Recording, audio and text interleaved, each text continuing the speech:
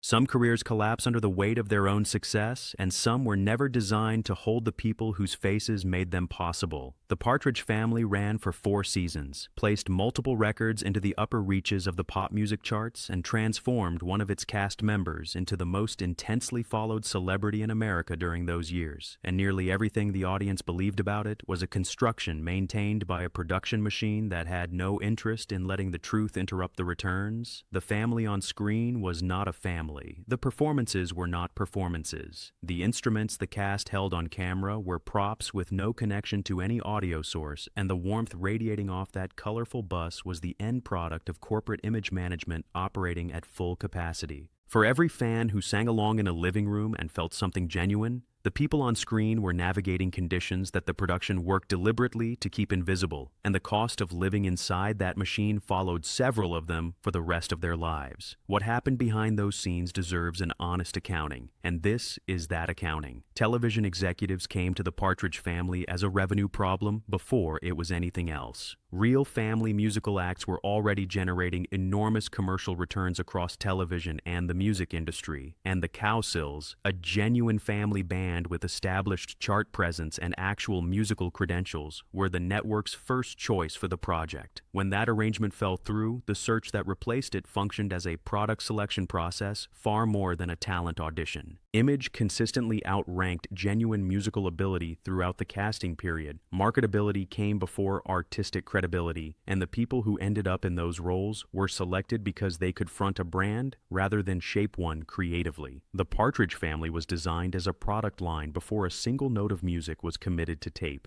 and the creative instincts of the cast were not part of the formula at any stage of the development. David Cassidy entered that environment as a working musician with real vocal capacity and genuine performing instincts, and the production found almost no use for either quality once the cameras were running. Session professionals handled the actual recording work, stepping in to deliver the performances that ended up on the albums selling in the millions. Susan Day spent months in serious practice building keyboard skills with the clear intention of contributing something real to the musical side of the project, and received back a final directive that she would not appear on any Partridge Family recording under any circumstances. The rest of the cast held instruments on camera that had no connection to anything producing sound, and they did it convincingly enough that audiences across America accepted what they were watching as genuine musical performance. Every chart entry the group produced was assembled by session musicians and studio engineers whose names appeared on no merchandise and in no interviews, their contributions hidden entirely behind faces the network had selected for their commercial appeal.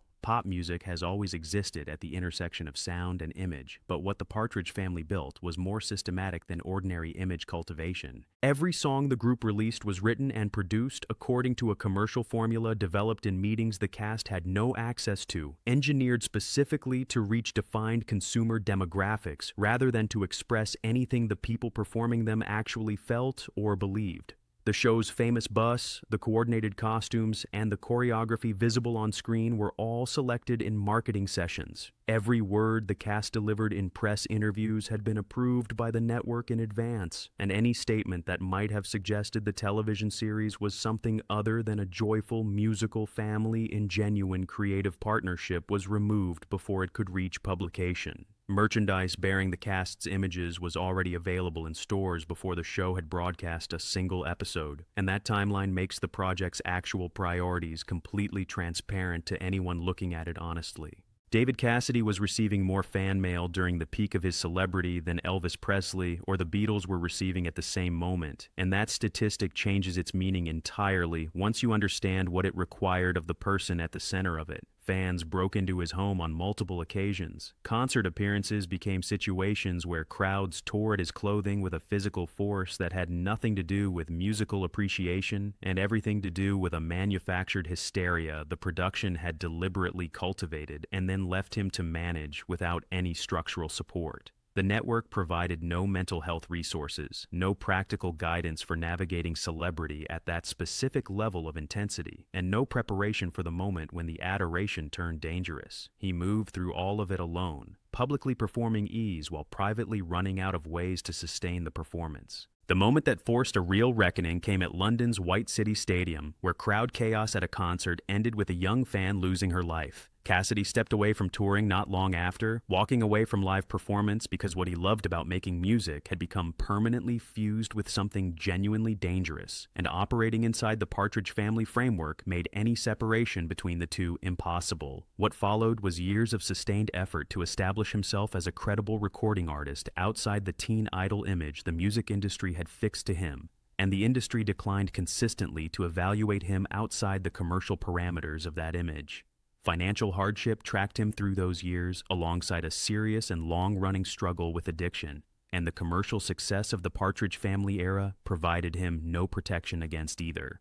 The financial architecture of the project was built to concentrate returns at the top. Standard union wages went to the cast while album sales ran into the millions in touring revenue accumulated in accounts they had no access to. The songwriters behind the group's most recognizable material and the session performers who actually delivered those recordings worked without meaningful credit and were compensated in proportion to their invisible status within the brand. Cassidy spent years after the show's end attempting to rebuild creatively and financially from a career that had made a remarkable amount of money for the studio and the record label while leaving the person most visible in its commercial operation in a position of genuine financial insecurity for much of his later life. The royalty structures that could have provided lasting security were never part of what the cast signed, and by the time any of them understood what that meant, the contracts were long since settled.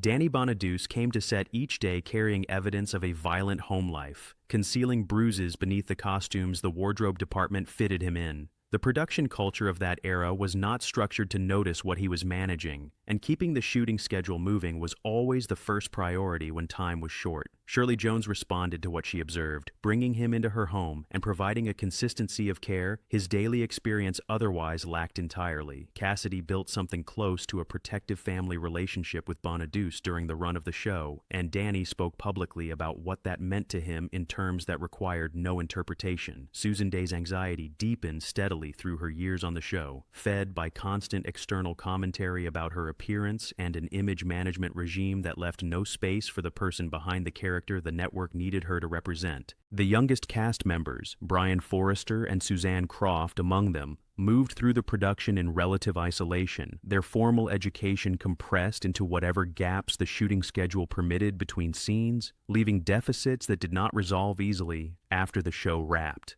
Suzanne Croft died young. David Cassidy spent his final years living with dementia, a diagnosis that arrived at the end of a life the Partridge Family had defined and then largely failed to protect. Both of those facts run back along a direct line to a production that extracted maximum commercial value from the people at its center and left them to absorb the long-term cost of that extraction, without the financial resources the success of those years should have secured for them, and without the support structures that might have made any of it survivable in the way it needed to be. The pop music the Partridge Family released has held up in the way that certain sounds from that era reliably do, and the television series remains embedded in the cultural memory of an entire generation in ways that are genuine and carry real emotional weight. None of that requires revision. What it requires alongside it is the full account, because the warmth the show projected was sustained at a real human cost, paid by real people who the production worked deliberately to keep off the record. The acting talent on screen was real. The relationships that formed in the margins of the production were real. The damage that accumulated quietly while the cameras ran was real too, and it belongs to the story as much as any of the songs do. The Partridge Family stands as one of the most commercially effective manufactured acts in American pop music history, and understanding the gap between what it offered its audience and what it extracted from the people who built it is one of the more direct ways available to see clearly how the entertainment industry and celebrity culture actually function when the power runs in one direction and the contracts are signed before anyone fully grasps what they contain. The music plays on, the bus rolls through collective memory untouched, and the real story behind all of it belongs on the record alongside everything else.